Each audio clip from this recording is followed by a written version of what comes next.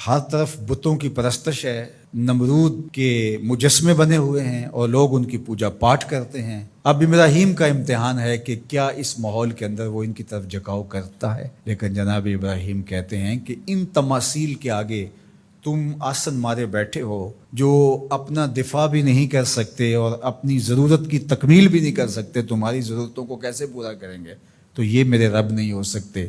شمس و قمر کو، چاند کو، سورج کو، ستاروں کو پوچھتے ہو، اچھا یہ چاند، یہ ستارے رب ہے؟ تو جب ڈوب گئے تو کہا کہ جو ڈوبنے والے ہیں وہ میرے رب تو نہیں ہو سکتے، مجھے رب کی ضرورت پڑ جائے، رب ڈوبا ہوا ہو تو مجھے تو وہ چاہیے جو ہر وقت حاضر ہو، تو میں تو اس رب کی پوجا نہیں کر سکتا۔ یہ ان کے شعور کا امتحان تھا اور اس شعوری امتحان میں پورے نکلے۔ پھر اس کے بعد اگلا امتحان تھا کہ وہ اس شعور کو بیان کرنے کی طاقت بھی رکھتے ہیں کہ نہیں۔ پھر بت کدا ٹوٹتا ہے، نمرود کا دربار سجتا ہے، اور وہاں جو خطبہ حضرت ابراہیم نے دیا زمانے نے سنا، جب کلہاڑا اس بڑے بت کے کندھے پہ رکھ دیا اور باقی سارے بتوں کا تیا پانچا کر کے رکھ دیا، جب وہ میلے سے واپس آئے تو ابراہیم بڑی بے نیازی سے بولتے ان کے بڑے نے کیا ہوگا، دیکھو اسلحہ تو اسی کے کندھے پر ہے۔ تو وہ کہنے لگے ابراہیم تو جانتا ہے یہ بولتے نہیں ہیں، اور حضرت ابراہیم یہی تو لانا چاہتے تھے۔ پھر جو خطبہ دیا، اف لکم ولما تعبدون من دون اللہ افلا تعقلون، افسوس ہے تمہارے اوپر اور افسوس ہے ان پر جن کو تم اللہ کے علاوہ پوجتے ہو، افلا تعقلون، تمہاری کھوپڑی میں دماغ نہیں ہے۔ اور پھر اللہ کی توحید کا بیان فرمایا۔ پھر اس کے بعد جان کا امتحان آیا، تو پھر جلتے ہوئے شعلوں کے اندر جس طرح ہنس کے داخل ہوا پیغمبر، یہ الگ اور نرالی شان تھی۔ نمرود نے سوچا تھا جل کے راکھ ہو گیا ہوگا چخا میں، لیکن 40 دن کے بعد جب آگ بجھتی ہے تو حضرت ابراہیم انگاروں سے چلتے ہوئے یوں باہر آتے ہیں جس طرح پھولوں پر کوئی نازنین چل کے آ رہا۔ پھر 87 سال عمر ہے، اللہ تعالیٰ پھر حضرت ہاجرہ کے بطن سے حضرت اسماعیل کی صورت میں اولاد عطا کرتا ہے۔ اب اتنی بڑھاپے کی عمر میں اولاد نصیب ہو تو انسان کا جی چاہتا ہے سارے کام کاج چھوڑ کے گھر بیٹھ جاؤں اور میں اپنی اولاد کے چہرے کی بلائیں لوں، لیکن حکم ہوتا ہے اپنی زوجہ کو بھی اور اپنے نو مولود بیٹے کو بھی ایسی وادی میں چھوڑاؤ جہاں کوئی سبزہ بھی نہیں ہوگا۔ اللہ اکبر۔ پھر اسماعیل علیہ السلام کی ایڑیوں کے رگڑنے سے زمزم جاری ہوتا ہے۔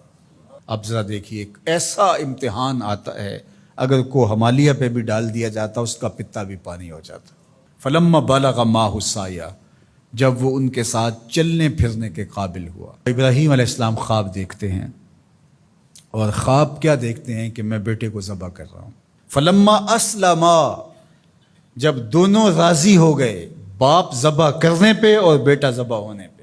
اب باپ کی آنکھوں پہ پٹی بندھی ہے، ہاتھ میں چھری ہے، 100 سال کا بوڑھا باپ، جبل صبیر کا دامن منا کی وادی، کارکنان قضاء و قدر دم بخود ہیں، شمس و قمر، یہ منظر آج سے قبل انہوں نے نہیں دیکھا تھا، اور سورج بادلوں کی اوٹ میں منہ چھپانے کی کوشش کر رہا ہے کہ یہ منظر مجھ سے نہیں دیکھا جائے گا، حوروں کی چیخیں نکل رہی ہے، کائنات تھرا رہی ہے، مالک قیامت آنے والی۔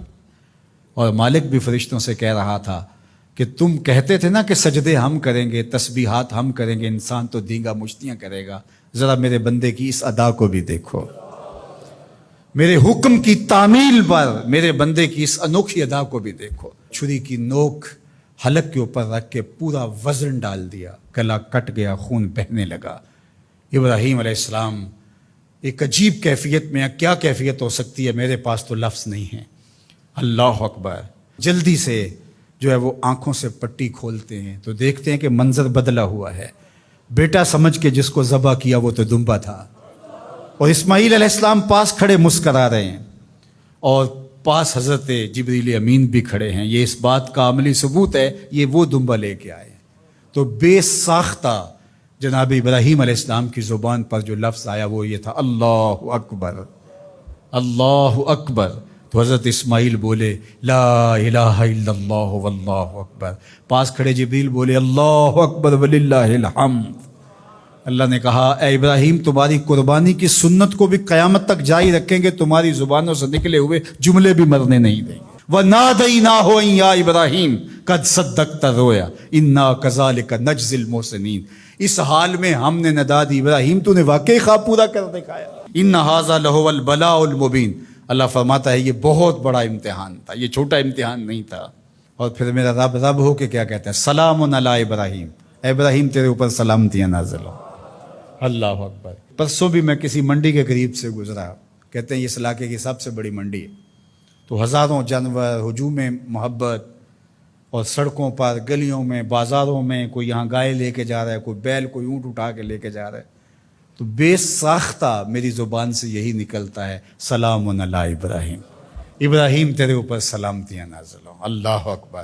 اور اس قربان گاہ پر، جس قربان گاہ پر حضرت اسماعیل کو لے کر کے چلے تھے، منا کی وادی میں جبل سبیر کے پاس، وہاں 25 لاکھ حجاج جانور ذبح کریں گے، تو منا کی وادی اس گونج سے منور ہوگی، آواز آ رہی ہوگی سلام علی ابراہیم، ابراہیم تیرے اوپر سلامتی۔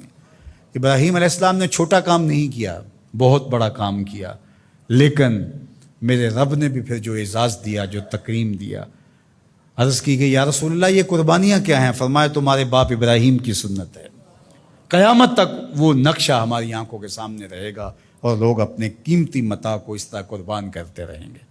ہمارے ایک بزرگ فرمایا کرتے تھے کہ ہر بندے کا کوئی نہ کوئی اسماعیل ہوتا ہے، جب تک وہ اپنے اسماعیل کی گردن پر چھری نہیں رکھتا رب کا قرب نصیب نہیں ہوتا۔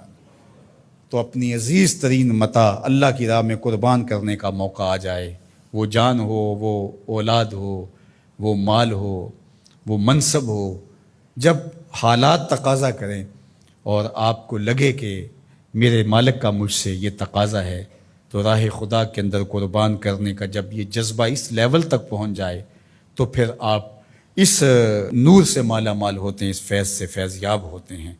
ہمارے لیے یہ واقعات اس لیے رکھے، ہم تو چھوٹے چھوٹے امتحانوں سے ڈر جاتے ہیں، ہمیں بڑے امتحان بھی دینے پڑے تو ہمارے بڑوں کی سیرت یہ ہے کہ ہم کشادہ دلی کے ساتھ، خوش دلی کے ساتھ ان امتحانوں سے گزریں، پھر ہمارے رب کی رحمتیں اور کرم نوازیاں ہمارے شامل حال ہوں گی۔